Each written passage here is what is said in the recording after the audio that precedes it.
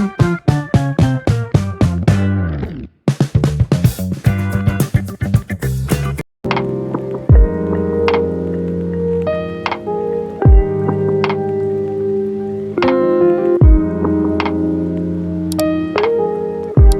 create the paper bead. So first of all we took the paper and fold from the half of the paper.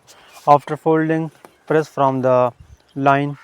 After folding, so you can fold also from the right to left, right from right edge to on the half of between, then left to on the half of between. After folding, so hold from the between and press the both side.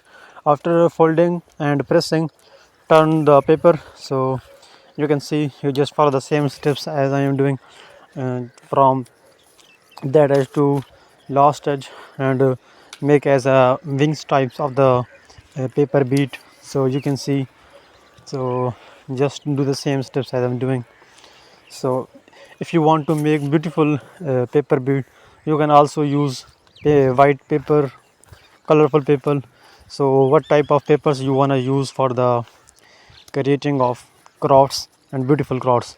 If you are interested in beautiful crafts and arts, you just to subscribe, like, and share the video. So if you have any kind of questions about this video or something else about craft, so our team will respond you as soon as possible.